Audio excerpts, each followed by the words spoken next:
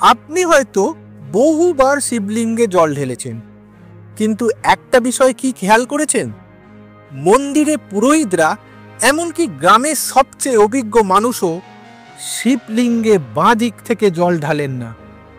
এটা কি কেবল রীতি, নাকি এর পেছনে আছে হাজার বছরের পুরাণ ও আগম শাস্ত্রের এক মহা রহস্য? আজকের ভিডিওতে আমরা এমন কিছু তথ্য জানব যা আপনি কোনোদিন আগে শোনেননি। এটা জানলে আপনি বুঝবেন শিবলিঙ্গ কোনো পাথর নয়, এটা এক বিশাল কসমিক ডিভাইস, যার উপরে ভুলভাবে জল ঢাললে পুজোর শক্তি নষ্ট হয়ে যায়। তাই সবাইকে অনুরোধ, ভিডিওটা শেষ পর্যন্ত দেখুন এবং গল্পটা ভালো লাগলে একটা লাইক করে দেবেন। চলুন শুরু করি আজকের গল্প, কেন শিবলিঙ্গে বাঁদিক থেকে জল ঢালা হয় না। শিবলিঙ্গকে অনেকেই ভুল বুঝে থাকেন। অনেকেই ভাবেন এটা কেবল স্থির পাথর, কিন্তু শিবলিঙ্গের মানে লিঙ্গ প্লাস শিব। লিঙ্গ মানে হচ্ছে চিহ্ন, আর শিব মানে অসীম, অন্তহীন, অদৃশ্য শক্তি। অর্থাৎ শিবলিঙ্গ হল ব্রহ্মাণ্ডের অদেখা শক্তির এক প্রতীক। লিঙ্গ পুরাণে বলা আছে, লিঙ্গং বোম সমুদ্যতম, অর্থাৎ শিবলিঙ্গই আকাশের প্রতীক। সৃষ্টি, স্থিতি, লয়, এই তিন শক্তি শিবলিঙ্গের রূপ পায়। এখন এই ব্রহ্মাণ্ডীয় শক্তির সঙ্গে জল কিভাবে যুক্ত? কেন জল দেওয়াটা এত গুরুত্বপূর্ণ? শিবলিঙ্গের তিনটি স্তর আছে। 1 নম্বর ব্রহ্মপীঠ, এই অংশ থেকেই বিশ্ব সৃষ্টির প্রতীক উঠে আসে। 2 নম্বর বিষ্ণুপীঠ, এটা ভারসাম্যের প্রতীক। এবং 3 নম্বর শিবপীঠ, যেখানে সব কিছু মিলিয়ে যায়। এই 3 স্তরের উপর দিয়ে অভিষেকে জল পড়লে তার শক্তি সক্রিয় হয়, কিন্তু বাঁ দিক দিয়ে জল পড়লে এই 3 স্তরের ভারসাম্য নষ্ট হয়। শাস্ত্রে এই অংশকে স্পষ্ট বলা আছে, ইরাপাস্পর্শ নিষিদ্ধ। এবার আসল অংশে আসা যাক। শিবলিঙ্গের বাদিক বোঝায় যোনি বা সৃষ্টির সম্ভাবনার প্রতীক। এই অংশ এতটাই পবিত্র যে অভিষেকের জল সরাসরি এখানে পড়লে তাকে বলা হয় অভিষেক দোষ অথবা অশুদ্ধ প্রবাহ। লিঙ্গ পুরাণে নির্দেশ আছে, জল উত্তর দিকে নো পার্শ্বে নো প্রবাহত, অর্থাৎ অভিষেকের জল ডান দিক থেকে বয়ে যেতে হবে। বাঁ দিক থেকে স্পর্শ করলে পুজোর ফল ক্ষীণ হয়ে যায়। এখন প্রশ্ন, আগম শাস্ত্র কি বলে? আগম শাস্ত্র হলো মন্দির স্থাপন, পূজা এবং অভিষেকের নিয়ম। এখানে অভিষেকে বেশ কিছু নিষেধ আছে।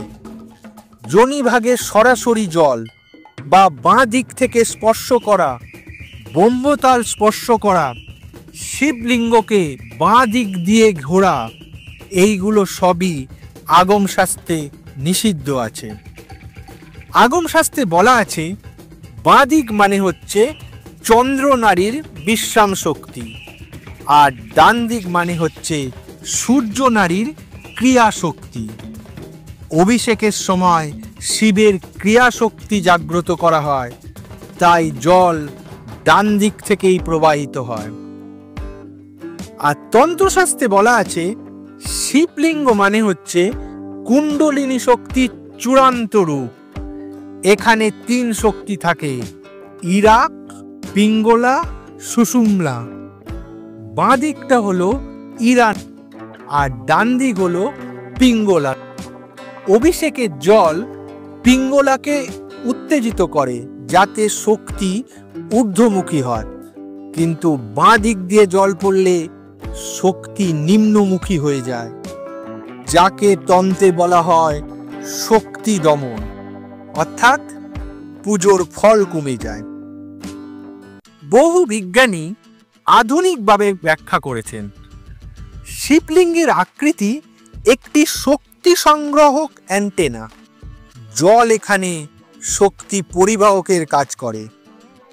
ডান দিক দিয়ে প্রবাহ মানে ক্লকওয়াইজ এনার্জি অ্যাক্টিভেশন হয়, আর বাঁ দিক দিয়ে প্রবাহ মানে কাউন্টার ক্লকওয়াইজ ফ্লো, যেটা এনার্জি লস করে। যদি জল বাঁ দিক দিয়ে পড়ে শক্তির রেজোন্যান্স ভেঙে যায়।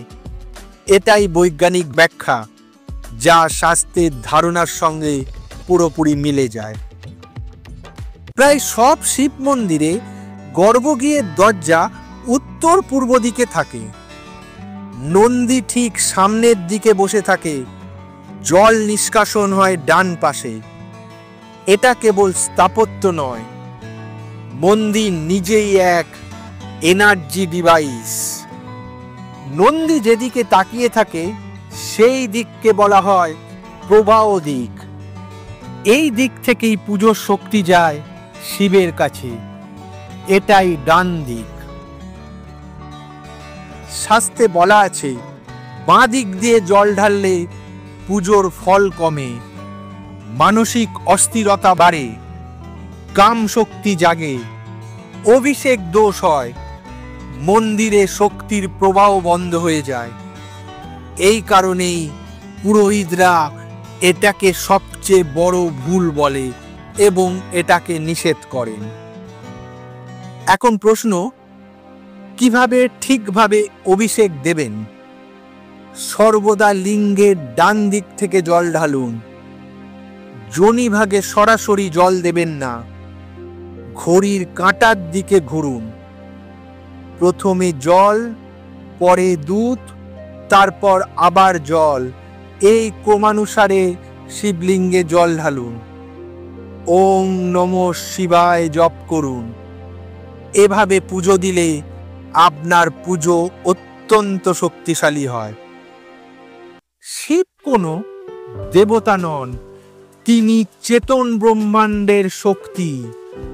এই শক্তির সঙ্গে ঠিকভাবে যুক্ত হতে হলে শাস্ত্রের নিয়ম মানাটাই মূল কথা।